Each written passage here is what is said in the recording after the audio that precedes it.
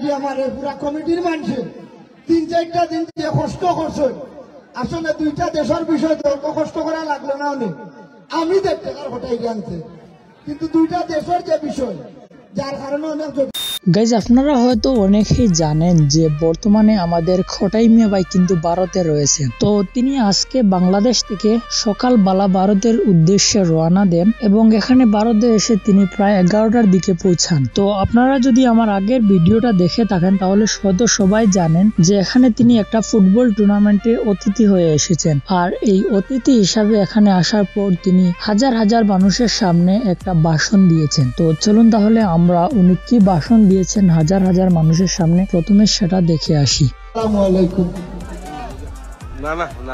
আমার বাদে যে আমার বিশেষ করে নাজমুল ভাই, দিলওয়ার ভাই, হুসেন ভাই, এই খেলাটা না লাগি আমার পুরা কমিটির মানুষে 3-4টা দিন যে কষ্ট করছে আসলে দুইটা দেশের বিষয় তো কষ্ট করা লাগলো না অনেক আমি দেখতে হঠাৎ জানছে কিন্তু দুইটা দেশের যে বিষয় যার কারণে অনেক জটিলতা থাকি যায় কিন্তু যারা রাজ্য পরিচালনা করা তারা বেলা করে জানা আর আরো বেশি বেশি আমার রান্না ভাই ওই যে দেখ রান্না ভাইয়ে যদি সহযোগিতা না করতো আমরা হিন্দি বুঝি না কি একটা সময় হয়েছে আমি আমার মন্ত্রণের দিকে চিন্তা করতে হবে চিন্তা হো রান্না ভাই আমার বাকি উত্তর দেওয়া হয়েছে সাড়ে হয়েছে সুটাই না এরা গেস্ট হুসেন মিয়ার গেস্ট এরা আব্দুল করিম সিদ্দি ফুটবল ফাইনাল খেলার গেস্ট তাহলে শাড়ি তো আমি আর আনিয়া তোমরা তো দিনে ওই দয়া হলে তারা শাসন আর আপনার মাঝে আইছি আপনার কথা তবে ভুল টুকি থাকবো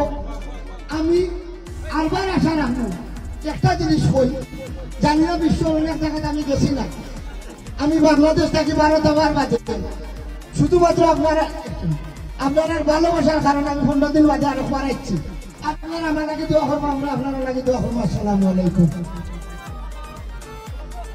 তো খটাই মিয়ার এই ভাষণ শুনে আপনাদের কেমন লাগলো অবশ্যই কমেন্ট করে বলবেন আর চ্যানেলে নতুন হলে সাবস্ক্রাইব করে নেবেন পরবর্তী ভিডিওগুলো দেখার জন্য। ধন্যবাদ।